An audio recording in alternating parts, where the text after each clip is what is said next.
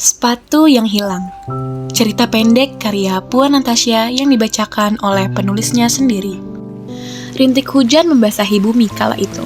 Sialnya, aku tidak membawa payung. Aku duduk di halte bus depan sekolah. Duh, kapan berhenti sih? Keluhku di dalam hati. Sayangnya, hujan turun lebih deras.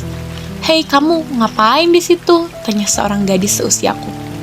Sepertinya kita satu sekolah, tetapi aku baru kali ini melihatnya. Aku lupa membawa payung, tidak mungkin aku hujan-hujanan, jawabku. Gadis itu mengeluarkan payung merah jambu miliknya. Ayo, ia menarikku untuk memakai payungnya bersama. Tuhan menjawab doaku sore itu. Sejak pertemuanku dengan malaikat hujanku kala itu, aku semakin dekat dengannya. Namanya Reina, dan rumah kami berdekatan.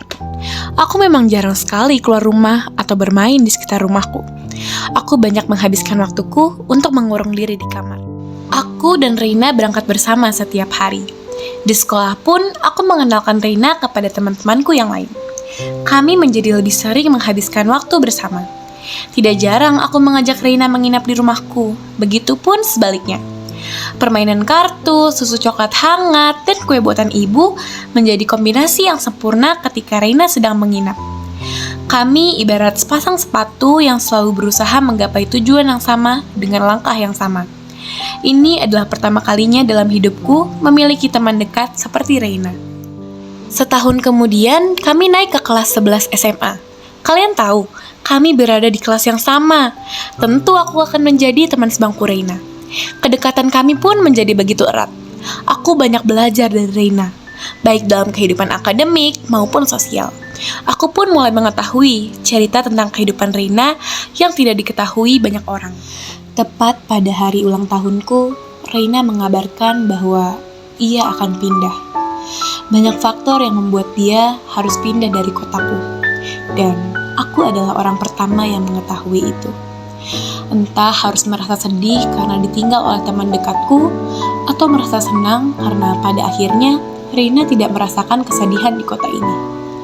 Bingung, aku tidak bisa menahannya karena egoku. Karena yang aku tahu, menjadi Reina memang sesakit itu. Ketika pertemuan terakhir dengannya, aku berusaha tegar. Aku tidak mau memberatkannya dengan kesedihanku. Aku hanya ingin Reina mendapatkan kebahagiaan yang lebih baik. Namun, tangisku tetap pecah. Sore itu, kami berdua menangis. Dia memberikanku pelukan terakhir itu. Aku kehilangan teman dekatku. Sosok yang membuatku merasa nyaman, kini meninggalkanku. Hari demi hari yang kulakukan hanyalah menangis. Entah mengapa sesakit itu kehilangan teman yang selalu ada di sisiku, baik ketika aku bahagia maupun bersedih. Pelukan hangat yang biasanya aku dapatkan ketika sudah waktunya pulang sekolah, kini tidak ada lagi. Aku selalu menyalahkan diriku dan berpikir, kenapa semua orang terdekatku selalu meninggalkanku? Apa hanya aku yang menginginkan kebersamaan itu? Aku seperti sepatu kanan yang kehilangan sepatu kirinya. Aku tidak dapat lagi berjalan bersama. Tujuan kita pun sudah tidak lagi sama.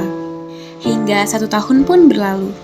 Aku mendapatkan teman baru, begitupun dengan Reina. Aku mulai tersadar bahwa meskipun Reina tidak lagi berada di sampingku, kenangan itu akan selalu menjadi memori indah yang mewarnai masa SMA ku. Teman-teman baruku memberikan warna baru bagi hidupku. Tetapi, aku tidak bisa dan tidak akan melupakan kenangan yang sudah berlalu. Tidak seharusnya aku berada dalam keadaan yang sama. Aku harus keluar dari zona nyaman dan menikmati masa-masa yang sedang aku lalui. Hari itu tepat di hari ulang tahunku. Tiba-tiba sebuah paket misterius ada di depan rumahku. Entah siapa pengirimnya, namun tertulis untuk sahabatku, Asya. Aku membuka paket itu. Paket itu berisi sebuah buku dan kamera digital yang aku impikan. Terdapat pula kartu SD yang entah isinya apa. Di dalam buku tersebut terdapat sebuah ungkapan terima kasih. Pengirimnya mengingatkan bahwa meski jarak memisahkan kami, kenangan dan persahabatan kami tidak akan pernah pudar. Kita mungkin terpisah oleh jarak, tetapi aku akan selalu mendukungmu di setiap langkahmu, tulisnya. Aku tahu betul paket misterius ini dari Reina. Aku melihat foto yang ada di dalam kartu SD tersebut.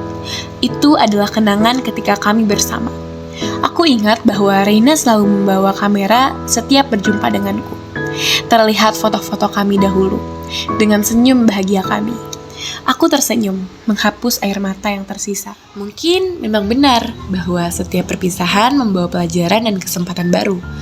Meskipun sulit untuk melupakan, aku menyadari bahwa aku bisa melanjutkan hidup dan membuka diri untuk persahabatan baru. Sekarang, aku tahu bahwa meskipun sepatu kanan dan kiri terpisah, mereka tetap dapat berjalan di jalur masing-masing, menciptakan cerita-cerita baru, dan menemukan kebahagiaan di tempat yang berbeda.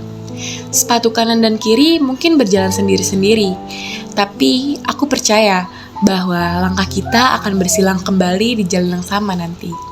Hingga saat itu, aku berjalan dengan senyum yang kau tinggalkan, melanjutkan hidup dan menjemput cerita baru.